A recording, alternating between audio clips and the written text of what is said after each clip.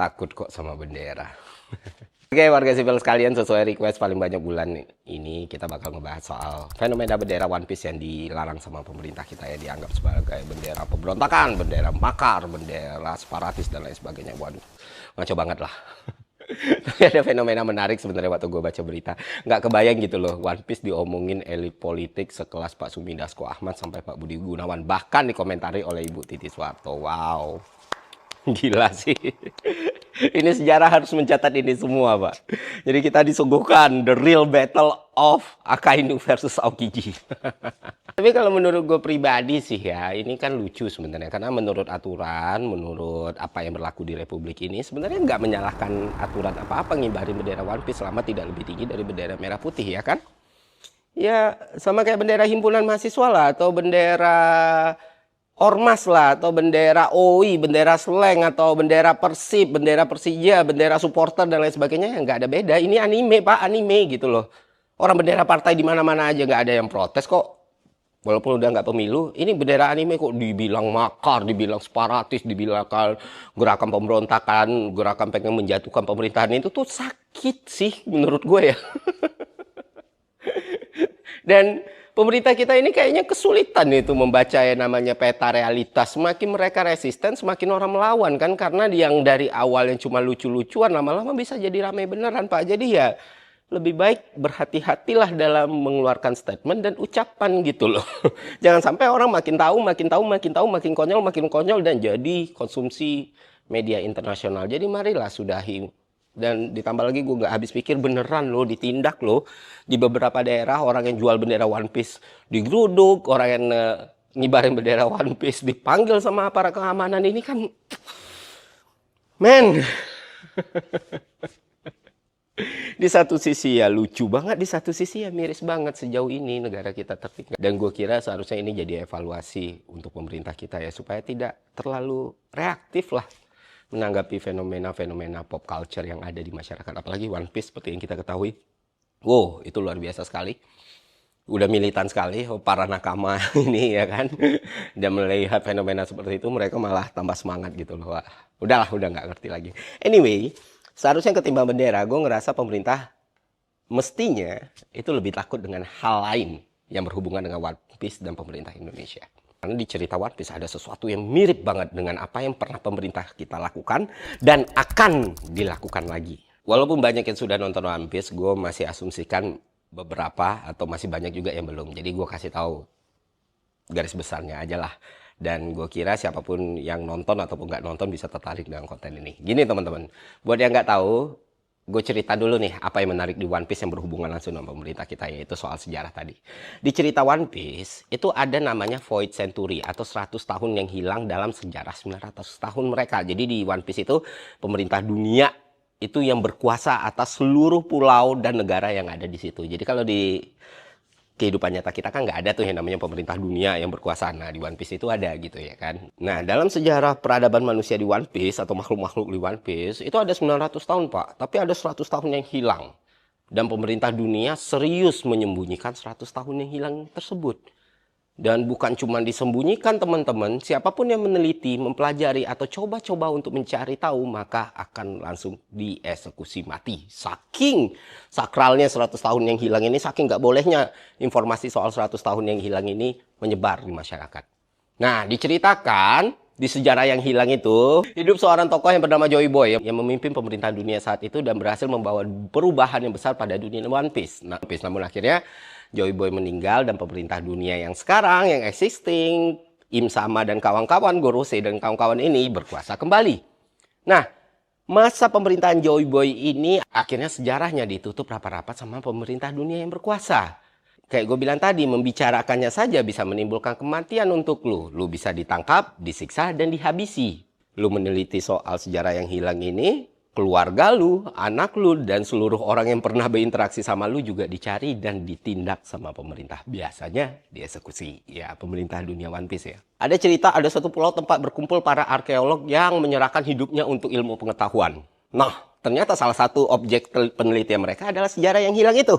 Ketika ketahuan oleh pemerintah dunia, diratakanlah itu pulau dengan tanah ya kan. Tidak satupun bayi tersisa waktu itu, kecuali anak kecil bernama Nico Robin yang selamat. Nah, Nico Robin yang selamat ini pun seumur hidupnya difitnah sebagai iblis yang harus dimusnahkan. Nah, bukan Nico Robin aja korbannya nih. Ada juga ilmuwan namanya Vegapunk nih. Kontribusinya udah banyak banget buat kemajuan peradaban di dunia One Piece. Dan teknologinya benar-benar udah digunakan oleh pemerintah dunia. Nah, Vegapunk pun harus merasakan nasib yang sama karena ketertarikannya sama sejarah yang hilang. Ketika pemerintah tahu Vegapunk mulai tertarik meneliti itu, ya dia langsung dihabisi, Pak. Ya dia dihabisi karena keingin tahuannya dengan sejarah abad yang hilang tersebut. Pertanyaannya, mengapa pemerintah di dunia One Piece itu menyembunyikan sejarah tersebut? Ya jawabannya simpel, karena legitimasi. Pemerintah dunia berdiri 800 tahun setelah mengalahkan kerajaan kuno yang misterius yang ada di Void Century, yang katanya yang mitosnya dipimpin oleh Joy Boy. Kalau sejarah aslinya kebuka, dunia bakal tahu bahwa pemerintah dunia yang ada sekarang itu bukan penyelamat dunia, tapi hasil dari kudeta besar-besaran. Dengan kata lain, mereka menguasai dunia karena menghapus musuhnya, lalu menulis ulang sejarah biar terlihat sah. Mereka kontrol dunia itu bukan cuma pakai militer, Pak, tapi juga pakai narasi. Sejarah yang mereka tulis itu bikin rakyat percaya bahwa pemerintah dunia sama dengan pelindung, bajak laut adalah ancaman, dan tindakan revolusi adalah sebuah tindakan yang kriminal. Kalau Void Century ini kebuka di One Piece, maka semuanya bisa aja berbalik gitu. Ya bisa saja pemerintah dunia bakal terlihat sebagai penjahat yang sebenarnya. Inilah yang disebut sama Antonio Gramsci sebagai upaya mempertahankan hegemoni. Lalu apa hubungannya dengan Indonesia? Nah, Indonesia ternyata pernah melakukan hal ini. Dan akan melakukannya lagi bulan ini, Bapak Ibu semua. Tentu kalian tahu nama Tan Malaka. Mungkin sekarang namanya mulai populer. Mulai banyak generasi muda yang tahu siapa beliau. Dia mulai disebut sebagai salah satu founding father di Indonesia. Tapi menyebut nama Tan Malaka bisa membuatmu menghabiskan hidup dan mati di penjara. Ini aneh, karena beliau sendiri adalah pahlawan nasional dan ditetapkan tahun 1963. Tapi nyebut namanya, lu bisa aja di penjara, apalagi baca bukunya, apalagi jual bukunya gitu. Mengapa hal ini terjadi? Karena Orde Baru saat itu menutup sejarah pergerakan kiri di Indonesia. Bukan cuma referensinya, bukan cuma bacaannya, tapi juga para tokohnya. Bahkan banyak kaum intelektual kita yang harus kehilangan warga negaranya. Dan semua ini terjadi setelah tahun 65 ya. Tentu kalian pernah nonton film Surat dari Praha ya kan. Tentu kalian juga paham dengan apa yang terjadi dengan sejarah resmi kita gitu. Sejarah resmi kita itu mencatat kekejaman PKI dengan menculik para jenderal pada saat itu. Tapi yang tidak ditulis oleh sejarah kita adalah jutaan warga Indonesia yang bahkan tidak tahu apa-apa, yang hanya simpatisan atau terhubung dengan kerabatnya dieksekusi dengan kejam tanpa peradilan. Yang selamat itu harus merasakan hidup dalam neraka. Status PKI dilekatkan pada identitasnya, hidupnya dalam persembunyian, dan banyak di antara mereka yang harus berganti nama dan keluarga. Dan gue bisa bilang ini lebih kejam dari cerita manga di One Piece, Pak. Di manga atau anime, walaupun lu keturunan dari Joy Boy pun, walaupun di nama lu ada inisial D-nya, Will of D-nya, lu tetap dapat kesempatan yang sama untuk bersaing sehat di birokrasi dan militer. Contohnya Monkey the Guard. Dia penyandang D, keturunan dari Abad Hilang. Jika saja dia tidak menolak ya, mungkin sekarang dia udah jadi Flight Admiral atau Admiral tertinggi karena kekuatan dan pengaruhnya. Ada juga Jaguar de Solo yang bisa mencapai posisi sebagai wakil Admiral di cerita One Piece. Bayangkan coba betapa ironinya ini semua teman-teman. Pemerintah kita lebih kejam daripada pemerintah dunia di One Piece. Dan bukan cuma itu yang dilakukan. Film propaganda G30 SPKI diputar 32 tahun secara konsisten. Rakyat didoktrin kebencian kepada hal yang berbau kiri semakin pekat. Buku-buku kiri dilarang, aktivitas kiri dilarang, diskusi kiri dilarang, sejarah ditutupi, spektrum kiri dilabeli sebagai penjahat, sedangkan militer adalah pahlawan.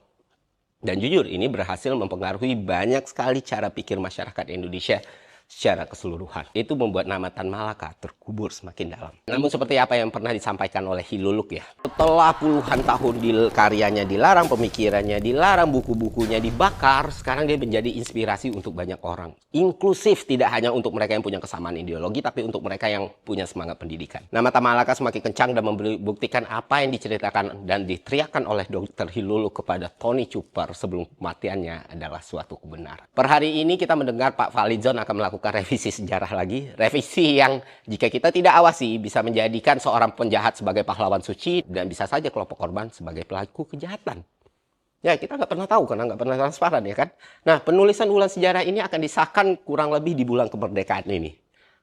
Dan gue berharap semoga tidak dimaksudkan untuk legitimasi kekuasaan lagi teman-teman.